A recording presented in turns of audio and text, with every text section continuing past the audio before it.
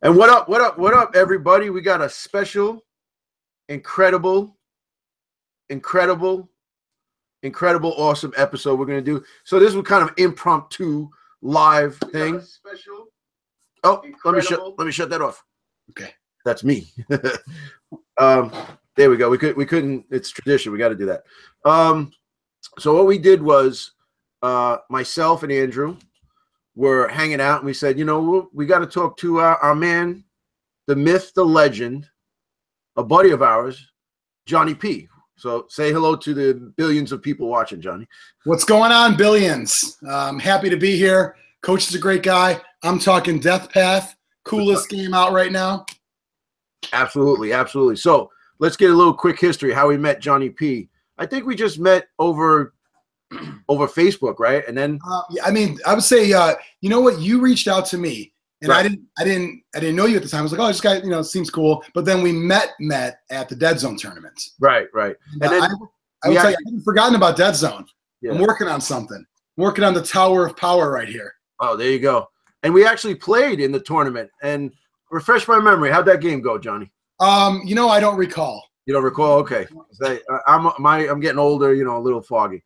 So no, actually, I do. I thought you were just messing with me. No, you beat me. Are you messing with me? No, yeah, I'm messing with you. Oh, okay. I just wanted you to hear that because I remember It Burns was that was a tough rule for you. That yeah, that was pretty brutal. I do actually remember. So it was infiltrate, and I had all my play guys ready to sprint off that last turn, but It Burns made me waste a full action or it was like I had to waste an action, whatever. I couldn't run off the table, and it was all because of that. And it was the end of the game, and you just kind of cleaned up on points at that point. Yeah, that was an epic game. It was really close, but it was a lot of fun. So yeah, your whole crew was really. You brought over Eric and a few other guys, and it was just nice. Was there? Yeah. There was a good group. Yeah, it was cool. So now taking that from Dead Zone, and then Johnny decides to make Death Path, which is an awesome game. Thank you. And I think that's what we're here to talk about. We're here to talk about Death Path. Right now, the Kickstarter, you are funded, correct? Yeah, we are. Congratulations on that. That's incredible. Yeah, we are very happy. We funded last Thursday. Just today, we hit our second stretch goal already. So even if you back it at $29, the base game, you're getting 4 characters instead of just the 2. And those extra 2 are Kickstarter exclusives. You can't even buy those. Nice. Yeah, you know what? Kickstarter, man, we love our stretch goals. Yeah, it's pretty amazing. Obviously, like we met over Mantic, but seeing how, you know, they launch with Kickstarter, and they have obviously, you know, $1 million campaigns and whatever, but just the idea of it's a fun roller coaster to follow along. When you're a backer, you get the updates and you get stretch goals and this and that. And then when you're a creator, it's like that times 100. Because now it's, man, okay, wow, I wasn't planning to hit this. I better think of something. It's pretty cool though. Yeah. And how many times you check this? I got no work done in my real job. I hope my boss isn't watching, but I've got nothing done the last 28 days. All right, so let's do this. We know about the game. This is why we're so excited, right? I mean, it's just we've been talking about it. We can't wait. Why don't you just kind of let's start. What for those the unencumbered, the uninitiated? Tell us, what is Death Path? All right, so Death Path is a game set in the near future, the year 2100, a very totalitarian style government, and there are people that are in prison. Just the government just took over. It's not a good scene. There's an impending world domination war about to happen. The government's looking to recruit some soldiers. And for those that are a fan of the movie The Running Man, know that sometimes sports and what you're watching on TV might just be something, a bit of a violent sport, and where you're going to want to win to survive, or you lose just trying to survive. And that's kind of where Death Path came from. It is a maze. The logo of Death Path, that is the maze. That is where you're going in. You're trying to get out. And so if you're playing 2-player, whoever gets out first wins, or if you survive, you kill the other subject, so the characters are called subjects, then you also win. If you're playing 3 players, 4 players, 5 players, whatever the case is, most likely you're going to want to try to get out first, because it's really hard to be the last person standing with that many subjects fighting to survive. Right. So now we watched the demo, but what is the mechanics? Like, how do you play? I know you got the cards and you have Great question. And then also talk about the dice, because I read your thing. I love that the dice started and then you were out and you're like, no, we can't do it. And then you said no, and you found somebody to make the dice at a good point. That, by the way, thank you for reading that. I don't know how many, if people actually read these updates or not. So listen, when I'm in a Kickstarter, I'm like you. I want like, update. You know, it pops up on my phone. I love it. Well, and you're doing it right. Like when I've backed probably 50 or so projects, and I like when I feel included in the family. Like I feel like that creator they need my support to make the game. And that's what I'm trying to do. I try to be as transparent as possible. I'm not looking to, do anything. It's just, I want to let people know the process, because there's a lot of people that play these games that are also future game designers themselves. So I try to be as helpful as possible. And when I find out something like, I wanted to do custom dice and it would jack the price up to this, it's like, all right, so I went back to the drawing board, and then I realized, well, hold on, this isn't the game I want to make. Let's take a few steps back and find a way to make it work. And I think it's important to tell people that story. I love talking about the mechanics, which I'll talk about in a second, but the process itself, I think, is equally important. There's a lot of people out there. I mean, I could see you guys designing a game at some point. I mean, it's just, there's a nature in board gamers and miniature gamers and card gamers to want to create as well. So I love to be part of the process. If I could help somebody by telling them what I've gone through, I'm happy to do it. Yeah. That was cool. So now playing the game, is, like, all right, I'm gonna hit you like I don't know what I'm talking about. Okay. So I want to play Death Path. Right. What's up? How do I do it? So as we set up, there's going to be a maze deck. Okay. It's 109 cards. It's actually a lot thicker here. It'll look a little better like this. And so you've got this maze deck. Okay. That's how it starts. Each subject will also start with a weapon. So you're going to grab a random card from the item deck. You can mulligan it if you don't like it. My rule of thumb is always, if it is a weapon, take the weapon, because you might not end up with a weapon. And fighting unarmed in the Death Path is not a good scene for you. It's not a good place to be when you're unarmed. And as you're making your way through, the mechanic is revealing cards. So simultaneously revealing cards. Here, I'll kind of, maybe this might be a little easier, kind of. So you're revealing cards. That's a straight ahead, right? Yeah, okay. So then you're kind of creating this, essentially a discard pile, but it's flipping cards over, everybody at the same time. And because it's all simultaneous, you just got to keep an eye on everything, make sure no one's really going ahead of anyone. I've really never had a problem with that, but you might encounter certain things. So you may encounter something like this. Now you have to split. Just like if you were in a maze, you can't go straight. So am I going left? Am I going right? So this is a key mechanic in the game is you actually take your deck, slide it over to your opponent, or if it's multiplayer, you have an opponent that you're sliding it to, and they are going to insert a hidden path card. This art's probably going to change, by the way. Hidden path is like little kind of hole in the wall, like, oh, what is this? This is loose. Oh, look at that. And they're also going to slide in a path end, sort of like a spray painted red X. And they actually make two smaller decks with that deck that you just slid over to them. They're going to put one of those in here, one of those in here, or two of them in one and none in the other one. At this point, they're doing it sort of like off to the side. Whoever is, it had the split, looking off, looking away. It's something you're doing secretive. Can't look at it, but you're going to put one in each. Then you slide them both over. And you're like, okay, buddy, which way are you going? Left or are you going right? A little bit of mind games there. People sort of reenact the Princess Bride scene about which wine to drink. It's sort of become a part of it. Like, well, you thought I was going to take the small one. I know you would never put the hidden path in the small one. And it's a lot of that goes on.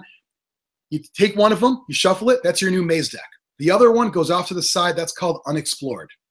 If you encounter that path end, if you reveal that, you're flipping over cards, you're going through the maze, reveal that. Now, you take that unexplored, and that's your new maze deck. You shuffle it, and you take the rest of it and put it back over there unexplored. This is to represent finding essentially like dead ends inside the maze. After the second or maybe third split, if you get that far, you really have no idea where you are anymore. It's very hard to. There's a little bit of memory that goes on. Like you're like, okay, wait a minute. I know I saw that one already, and that went over to this side. I brought this back, so it can't be another one. And then what tends to happen is you get another split. It's like, oh. And then eventually, even the people with the best memory still have no idea where they're at in the maze. And at that point, they're like, whatever happens, happens. And So as this is going on and you're trying to make your way through the maze, you might be battling the other subjects. So there's a card you might reveal that will say, pull a couple here, you might reveal a fight card. And when you reveal a fight card, if both subjects, or two subjects I should say, because if you're playing multiplayer, reveal a fight card at the same time, it's like a 3-round bout. Think like Street Fighter, like round 1, fights, and they're just going at it. And at that point, it's quite often somebody dies in that because it's 3 rounds and they're hitting with some powerful weapons and somebody might not make it out alive. I would say that happens once every other game. It shouldn't be an all the time occurrence.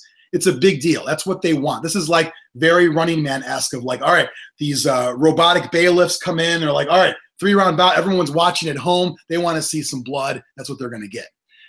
Normally, as you're making your way through the death path, you might be lucky to get 1 shot on somebody if you just cross paths with them. For example, if I draw a fight card, I could just wait on it. Be like, I'm not going to flip over any cards. I'm going to wait. And I'm waiting for you to either flip over a fight card, in which case we both hit each other, then go our separate ways, or even better, I'm waiting on a fight card, you reveal a corner. That's called an ambush. Basically, sucker punch you around the corner, you get no defense dice, you just take it. And then at that point, you go your separate ways, but you can do a lot of damage on somebody that way. And so what about the I'm sorry about that. I'm getting feedback. What about the Pathfinders? The Pathfinders. That's it. I was going to say the runners, but similar to it. So Pathfinders are these robot constructs put there by the government, not to kill you. I mean, it could happen. It has happened, but they're there to slow you down, inflict some punishment, entertain people at home. And the beauty of fighting Pathfinders is, as you're trying to beat this guy up and get past him, all the other subjects are still running through the death path, making their way to the end quicker, while you're getting your butt kicked by this guy who's just slowing you down. So you're taking swings at him. He's just inflicting auto damage each time. And the longer it takes for you to kill one of these guys, the better chance that someone else is going to make it to the end, because they're flipping over cards while you're trying to fight this guy. Yeah, that's pretty cool. So basically, you're against your opponent, and you're against these constructs. They're basically like speed bumps for you, but they're I mean, the one we just looked at, he's actually called the Brute. There's only one in the whole deck. He's pretty powerful. He actually has been known to kill some people. In fact, my artist Scott wrote "Killboy," a little tattoo on his armor there. But there's only one in his higher 109 card deck that each player uses. There's only one in there. Whereas there's 4 Pathfinder Scum, which are really easy to kill. You could probably kill him in 1 shot. The next level up is the Goon. Think like almost like a hockey kind of goon, where he's just, he's a brawler. He's going to beat you up a little bit. And then there's the Brute. And so, they're essentially speed bumps, but sometimes things do not work as planned, and they hold you down a little longer than you want to be. Well, anytime with a dice game, that's the. Yeah, and actually, good segue. Let's talk about that. So you brought it up earlier. So in Death Path, it looks like a card game. Technically, it's a card game, but really it's a card and dice game. I mean, it's more equivalent to like a board game you would play, because every single character is going to have custom attack and defense dice. Okay, these will be symbols, probably swords and shields and whatnot. But you have a hit dice with a number of hits on it. You have a crit dice with a number of crits on it. In this case, she only has 1. And then you have a defense dice. You might have some evades, which will negate one of these 2 attack dice. You might have a D for disarm, which will block and actually knock a weapon out of somebody's hand so they don't get it for the rest of the fight. She's got a little dot on hers too. So I'm going to have a little symbol, probably like a star, that would trigger a special ability as well. So this character's special ability is not only will she disarm it, so block it, knock the weapon down, but she actually can grab the weapon and immediately arm it and start using it against you. Oh, that's pretty cool. So she's not super strong, but she's very quick. And when you lose your weapon, I mean, not only you might lose a good weapon to her, but then you don't have one. Or if you had 2, 1 in each hand, you might have 1 now, but that's a big part of it. And so the weapons are also custom dice. There are no normal dice in this game, okay? All the D6s are custom on all 6 sides. All the D8s. By the way, these are giant. They're not going to be gigantic like this. Right. Side note, everything's bigger on the internet. This guy's selling blank dice, and I'm like, oh, great. I'm like, whoa, these are huge. Wow, okay. All the one-handed weapons are D8s, but notice the numbers on here. It's like 2, 3, 4, and a couple multiples of that. This is called the Power Knucks, sort of like a sci-fi brass knuckles. You have the Energy Glove. This one's got some ones, but a little higher numbers, higher risk, higher reward. So the D8s are one-handed weapons. You can have both of them, one in each hand. If you have the same weapon in each hand, you can re-roll dice, so you're kind of better at fighting with the same weapon. The D12s are two-handed weapons. So this one's the Fusion Staff, very powerful, going up to 12 on there, but also some ones, kind of unwieldy. The Stun Blade, two-handed weapon, a little more consistent. It's about a 4 through 7 on there. So the thought is some of the decision-making in the game is what weapons do you want to pick up? You know, when you encounter a crate, or they call it a stash, you open it up, and it could be a health stim to give you more health, could be a booby trap, but most likely it's going to be another weapon. And there's times like, which one do I want? You know, maybe your character has an ability that lets you do something special with those weapons. Maybe the class that you're playing has a certain thing on the dice that lets you trigger a special ability with those weapons. So the beauty of the game is when it comes to characters, there's 6 different classes of characters. You have an athlete, you have a brawler, you have the militant, you have a master, which is sort of like a kung fu martial artist. You have beefy, sort of the big tough guy or girl, and you have the ruffian, so your typical scoundrel rogue type character. So in those 6 classes, all the characters will fit into one of those. Those 6 classes each have their own colored dice, their own custom D6s. So these green ones are going to be the militant, kind of makes sense. From there, each character has a trait which is unique to them, an attack ability which gets triggered on those dice, and a defense ability which gets triggered on those dice too. So it's kind of a nice hybrid between, we'll have 30 characters in this game because people have done the create a character level, but all 30 fit into one of the 6 classes, and then within each one, they have 3 unique abilities only to them. So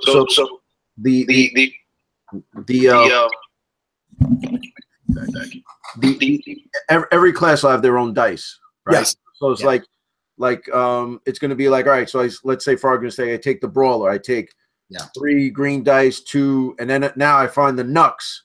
I got to use my gray dice and stuff.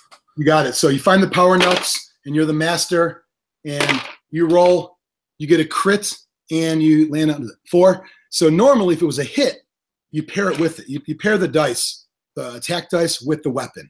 Mm-hmm. So a hit for 4. If you did a crit with the 4, it's just +2. Crit's just +2 to the result. Mm-hmm. So the beauty of fighting with 2 weapons, you got 1 in each hand, you can pair these with both your attack dice. You get a hit, you get a crit, great. One gets one, one gets the other, hitting with two fists. A two-handed weapon, it's 2 hands, so you're only pairing one of these with it. Mm-hmm. That's very cool. So I got to keep those dice away from all the other games, right? Because they're special. Just Death Pass. Yeah, I mean, honestly, a big part of it was, I know, you guys play a lot of different games. I love a lot of the Fantasy Flight games, and they always have custom dice, whether it's Imperial Assault or whatever, there's always custom dice and they always do different things. And I'm just a big fan of that. Like in Dead Zone, the command dice, awesome. That was like the best thing about version 2 to me, So it was, yeah, I agree. I love custom dice. I've played enough games with D6s and D8s that it also, it just doesn't feel special to me either. Like I wanted the weapons to have a personality, to have a, sort of it feels like something like, oh, now I'm taking this. It's not just, well, now it's D6 +4 instead of D6 +2. Like it just doesn't feel right. So if I want to sell new weapon packs down the road, they're going to be new weapons. You got to get these dice to use those weapons.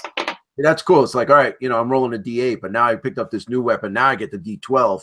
Right. That's a really cool kind of, concept to it. Yeah, thanks. And it's also, the idea that's, you got your D12s, but it's like, I've had times where people said, you know what, I'm going to drop the Fusion Staff. I want the Stun Blade because I don't want to risk rolling a 1 when I'm trying to take a big swing with this thing. Mm-hmm. And so there is some, there's the split decision making, but there's also the, what weapons do I want to equip myself with? You can have one on the left arm, left hand, one on the right hand, and then one in storage. And you'll have a character card, and you'll put those on each side of the character card to say which one is equipped. Oh, that's very cool. Question? All right, so we're gonna get to a couple of questions because you kind of already answered some of them already. But what I want to know is like, will Death Path, like, can I walk into a store and see it on the shelf eventually? Hopefully. I will tell you that I don't plan on using a normal distributor, just because at that point it's tough to get in there and be a part of that. What I'd like to do is have people partner with their stores, and I'm happy to give stores their traditional discount that they usually get. Usually it's like half price. I just want to get it on the shelf. My buddy Todd, who runs Grognard Games, sort of like a sponsor of our game. We did a demo day yesterday with that.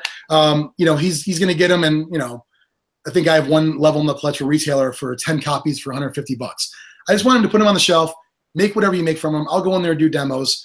It's an easy enough game where I'd like to think that if someone likes it, they may kind of nudge their local store a little bit, reach out to me, and I'm happy to hook them up. I would like to see it in stores. I just needs to build those contacts up. I'm going to sell them online too, but I love going to local stores. I've been going to local game stores since I've been playing games, since I was 13, buying models. So I think it's important, no matter what level you are, to be in a store. Just got to make sure it's done the right way and actually makes sense. All right, and now you have Character Pack 1 and Item Pack 1 that you could have as an add-on for the Kickstarter.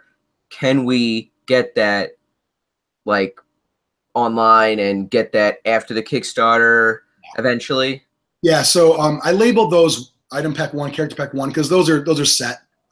Those will be a pack to be sold separately. The other items and characters are going to come in time. I don't know how they're going to be packaged just yet. The characters, we had 20 some people that are building characters. So if someone's dragging their feet a little bit, well, they might not have theirs made for a while because of whatever. Maybe it's a lot of play testing needs to occur to make sure that things are fair and nobody's too OP. So the short answer is yes. Every single character, except the 2 Kickstarter exclusives that everyone gets for free right now, will be available for sale at deathpath.com once it's done. I just don't know when all of them will be out because it's going to be a process. Now the people that have made the build a character, is that going to be in the Kickstarter, or is that just like part of the I know, because I know you can get the base game and then you can buy, I think it's a $20 pledge, you can get the character pack. Is that the character pack? No. So what I did was, you got the 2 come in the game, 2 are Kickstarter exclusives free, so that's 4. You have the character add-on pack, that's 4 more that will be created. Those don't really belong to any backer. Those are just included. You can just get those, and they'll be done quicker than the other ones. And then all the rest will be available down the road. Of course, I'll give the backer a freebie of theirs, But as far as for people buying them, that's going to be online. At this point, it's hard to include those in the Kickstarter, but you'll be able to buy those for sure. Okay. Yeah. All right. And another question I have, will you have any added gameplay mechanics to Death Path? Anything, I don't know. Yeah, down the road, anything new to something else, not items or characters, a completely new concept that you could put in to Death Path? Yeah, that's a great question. So when you're doing a Kickstarter, again, I'm learning as I go, but I did know one thing, that several months ago, I sort of had a bit of a roadmap of sorts. And I'm like, all right, if we get to here, I can do this. If we get to here, I can do that. And it's just kind of, ideas on paper that will they become a possibility? And then when will they become a possibility? So for example, I have an expansion pack planned called Dead Ends. You would think, a lot of people are like, why don't you call that X a dead end? Well, because actually there's going to be dead ends in the game that are playable bad guys. You can be a playable character that you're there to kill the other subjects. There's also a version where there's a traitor mechanic of who is the actual government operative that's in here. If you're playing multiplayer, there's 6 people playing and somebody might be hired by the government to take you out. And also solo play. I've got plans for a solo version of the game called Solitary Assignment. sort of like the bottom level of the death path. So you take a little elevator down, and it's even more sinister and more evil. Walls are closing in. It's brutal. So the thought is, well, if this Kickstarter that we're in right now hits this amount, we make the game. If we get up to here, we get this dead ends. If we get up to here, we make solitary assignment. Okay, it didn't get up to here. It's here and here, which is great. It's awesome. But that's where I know, well, I'm going to have to get this made eventually. So maybe another one down the road, maybe another Kickstarter next year where you can get in, get this expansion. And by the way, if you didn't get the base game, add that on over here. That's most likely what it's going to be, unless by chance someone drops another 10,000 tomorrow. I think that's most likely what's going to happen. So yeah, there are going to be some ongoing plans. You're going to see stuff on the website of maybe some missions, some extra rules, FAQs, updated rules, all of that. And then, yeah, additional expansions, additional packs. I would love to do a solo play. I'm not a big solo gamer, but I know it's huge for a lot of people. I know it's a big thing right now. So it's not something that – I also want to make sure that it's like play tested and done right too. Like the worst thing I think you can do is rush stuff. And let's say we did get a bunch of funding right now and it's all right, let's do it. I'm still going to say it ain't coming out for a while, because if you rush that, all you're going to do is just piss people off. It's best to just do it right, come out with things when you're ready to, when things are tested, and it also creates a little bit of marketing buzz too when there's a little bit of hype. All right, we played 100 games. What's next? Great, now we're ready for this. Mm-hmm. So yeah, and I mean, since we're talking about it too, that's from the base Death Path game as far as, you know, the card and dice mechanic.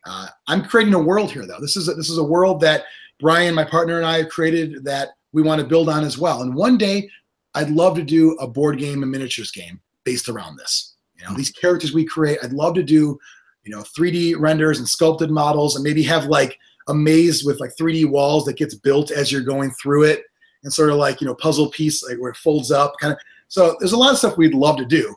That's on a completely different level than we're at now. But I would like to think this is the launching point for that, as well as other games. There's actually right now 4 other games that are sort of in our notebook that we're planning for, and not Death Path related either. Just completely new universes that we really want to. You know, this is a fun game. It's a fun, like beer and pretzels, not racking your brain kind of game. But we have so many more plans that we're happy when people support us and then want to come along for the ride and maybe check out what else we got.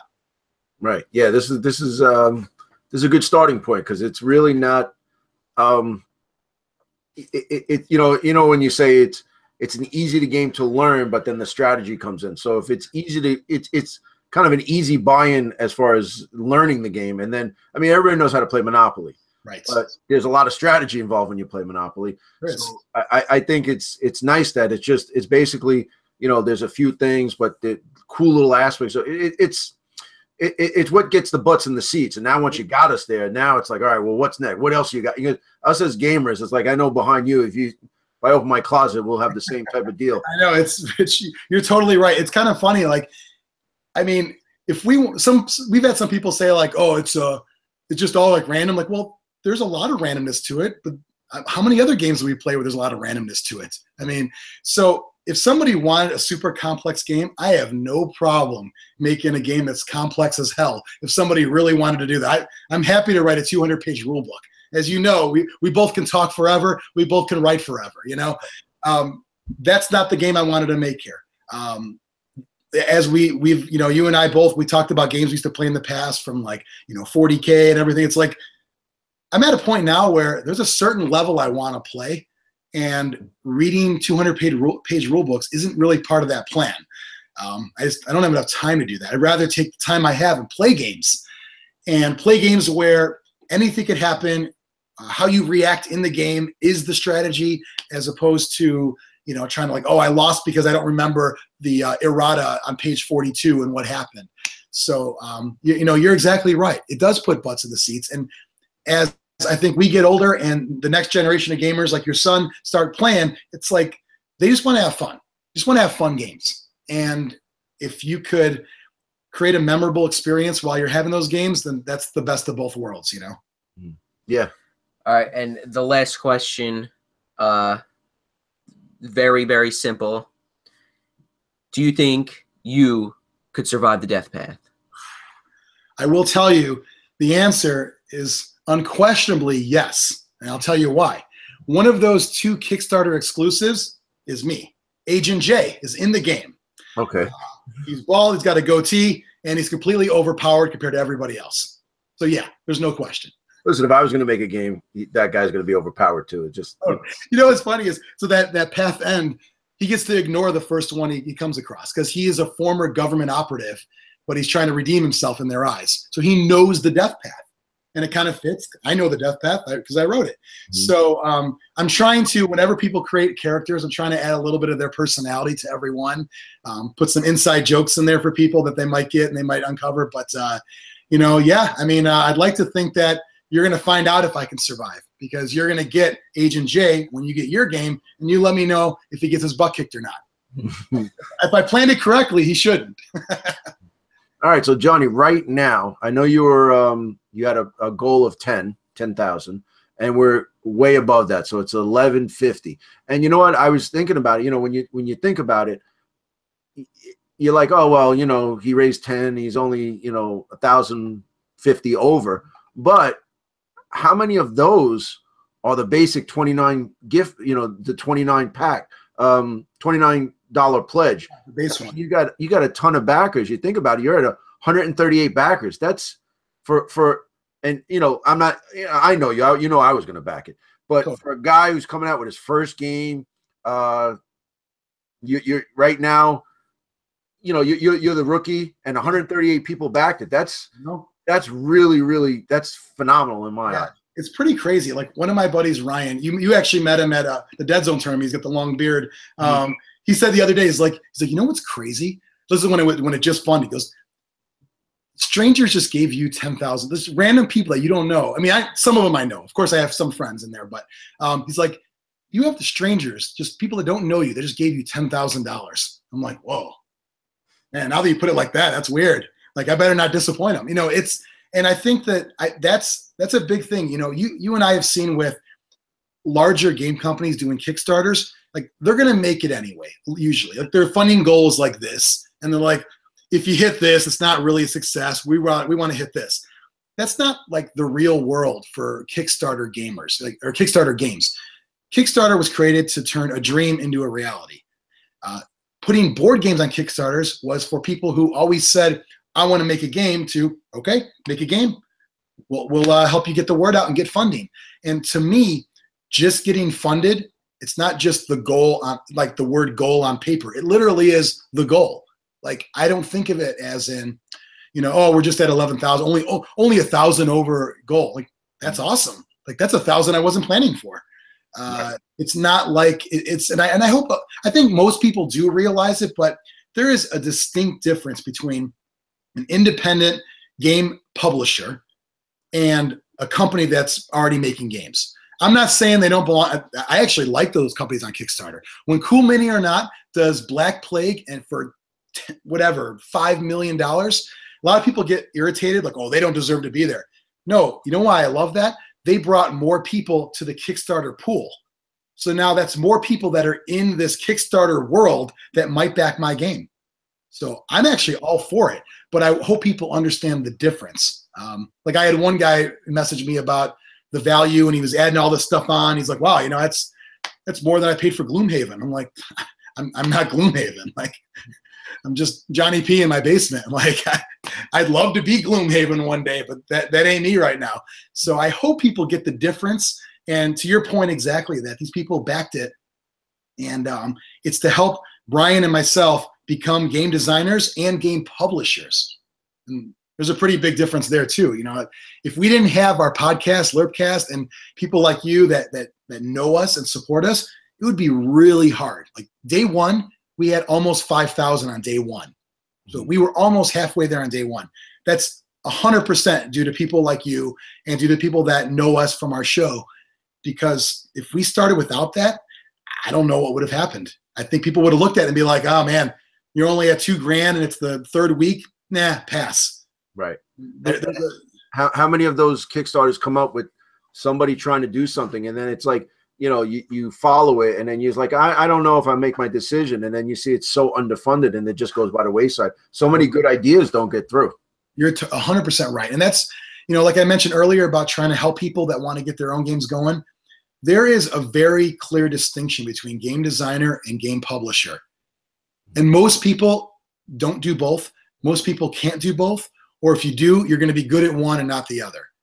Thankfully, I've got some people working with me that some of them are good at this, some of them are good at this, so we got a good team. But it's very difficult.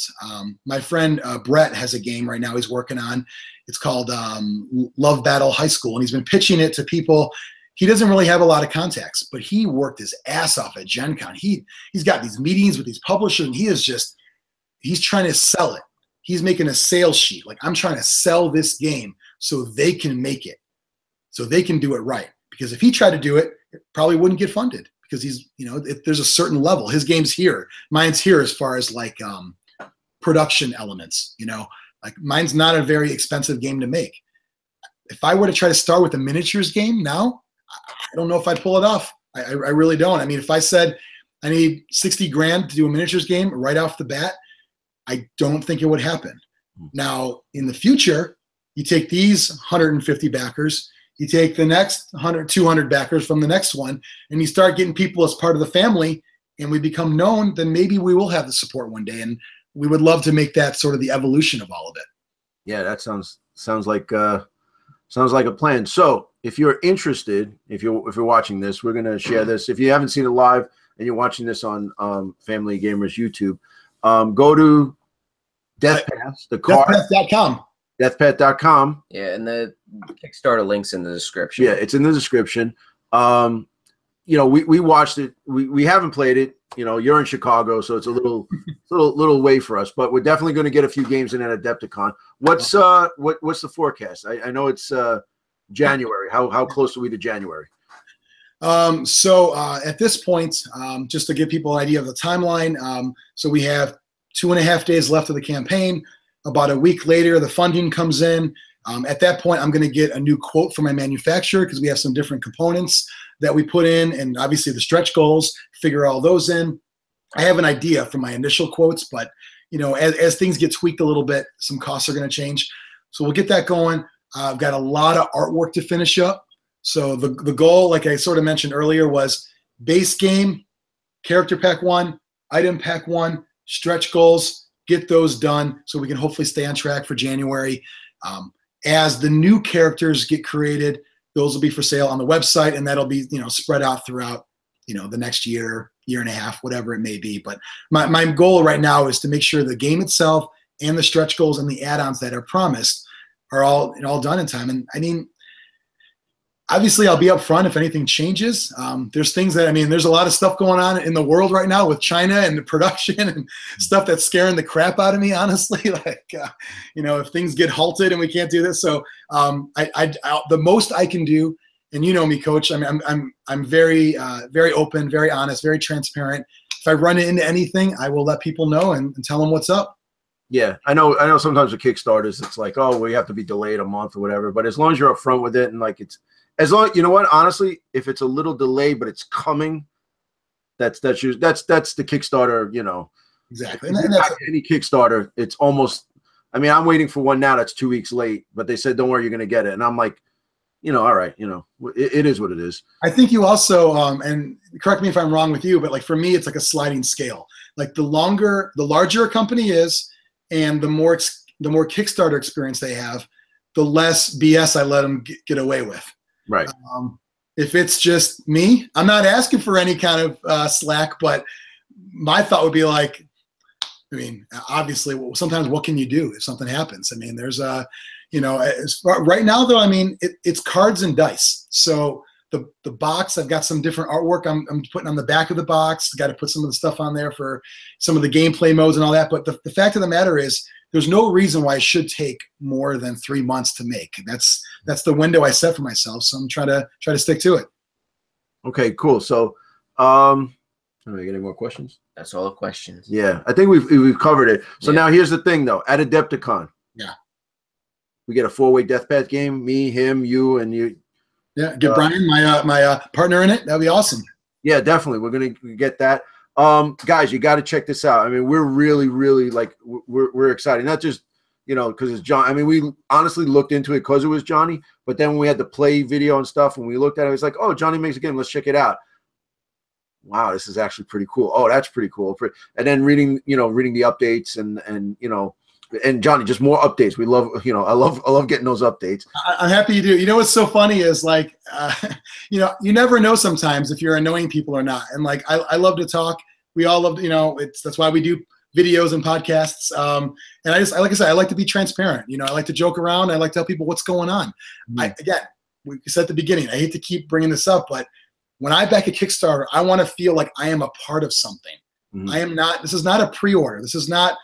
I'm gonna get one of these and one of these, and let me know when it ships. Like, no. I want to know everything. Like, I want to know about the good stuff and the problems. Just because that's part of it. You're a backer. You're like an investor in a company, and that's how I treat people. I'm very thankful of every single person who not just backed it, but also just considered backing it, and people that shared it, because they're essentially investing in what Brian and I could come up with, and I really appreciate it. Yeah, they're investing in the dream. Investing in the dream that you have and the vision that you have. So we're gonna, once we get ours in January, we're gonna do a few battle reports. Definitely. Awesome. It might be the first. It's gonna be the first card game we do. So we have an idea for a rigging to go through the death path, and or maybe a script. We have a bunch of things planned. That's great. Well, what's funny is the gameplay video on the Kickstarter, everyone thinks that I was playing my wife, thinks I rigged it because the last card is the path end. And like, that's the best one, that's the last card. Because it's just, you think you win. You think you won the game. And it's like, oh, come on. That was I got to tell you, I love that. I love that. That's my favorite part of the video. You flip it over and you're like, oh, no. It was. And you started off so good. You were like, all right, my first item. Oh, fusion staff. Yeah. Best item in the game. Yeah, exactly. And like, I wish I could have staged that, but I didn't. So it's there's a lot of those moments. There's a lot when you're playing multiplayer. Sometimes people try to team up on somebody. There's a lot of just screwing people over. Somebody's weak. Let's beat up on them. It's all fair inside the death path as far as I'm concerned. So Johnny, you want to give out all the links where we could find and other than Kickstarter or whatever, let them know what's up. Definitely. Thank you. So deathpath.com right now will route you to the Kickstarter page. In 3 days, it will route you to the Death Path website, which will say, hey, there's nothing going on for a while. But then eventually there'll be the base game, expansions, characters, all that stuff. There'll be FAQ and downloads and all kinds of cool stuff on there. As far as social goes, facebook.com/deathpathgame. Instagram at deathpathgame, Twitter at deathpathgame. And just keep sharing it. I mean, that's the way to get stretch goals. Like I said earlier, when you're an independent designer, you don't have like a gigantic network. So we rely on people. Like, I very much appreciate you guys doing this video, because you have people that follow you that don't know who I am. I have people that if you guys do something that I could tell about that you don't know who you are, and that's how you build a community. And, we may have met through Dead Zone, but it doesn't mean that we can continue building the community through all these other games and projects that we all create. Yeah, absolutely. So everybody watching, I'm telling you, go back this game. It's going to be really cool. We're going to be featuring it on the channel, and I'm looking forward to kicking the hell out of you at Adepticon in your own game. So it'll be just keeping up my record of beating you in every. True. You are currently undefeated against me at Adepticon. Absolutely. Looking back, I should have found a way. I couldn't make the Dead Zone tournament this past, April. You had a Dead Zone tournament there. I couldn't make that one. I was meeting up with somebody from out of town, but I would have loved another shot at some point. So yeah, listen, we're gonna have another one soon. So we'll get out to you. I had Pat come out, so maybe you guys get. Oh, that. Yeah. Quick question for you guys. What's up with like Pat was like spanking you? What was that all about? Don't worry about that. I mean that I'm not going to touch that one, but I saw that clip and I'm like, I don't know what's going on over there. Yeah, it's just it was a lot of tomfoolery. It's New York. I mean, no, honestly, it looked like an awesome time. So you look like you put on a great show. So congrats on a great turnout. Yeah, no, it was awesome. So yeah, definitely. And like I said, man, I don't know. Listen, you got to back this because I love me some stretch goals, man. Let's get some more stretch goals out there. And that's it. So check him out. Death Path. It's gonna be phenomenally awesome. We're so psyched about it, and there's not much more we could say. Just go to deathpath.com, and I love it, man. Thanks, guys. I really appreciate you having me on and promoting the game. It's very much appreciated. No problem. Listen, let's do this again afterwards and see. Maybe we can get a maybe around December we'll get an update video, January update video, see what's up, and then that sounds awesome. We'll talk about it because we're gonna play it, and then maybe we can hit you up with some questions. And I mean, at that point, I'm gonna be inside my mansion from all the money I've made on Death Path. Right. And then you're gonna say, I don't even know those. I'd be like, Coach who? Yeah, right. Johnny used to return all my calls. Now it's voicemail. I mean, you can talk to my people, but right, okay. And at least, as long as I can talk to you people, then I can talk to you. I really appreciate it, guys. Thanks a lot. No problem, guys. All right, so like I said, Death Path. Check it out and let's get it going. And thanks a lot. Take us out. All right, guys, if you liked the video, please like. If you have any questions, please comment down below. Please like, rate, comment, subscribe. Subscribe for more Death Path and other great stuff. See you in the next one.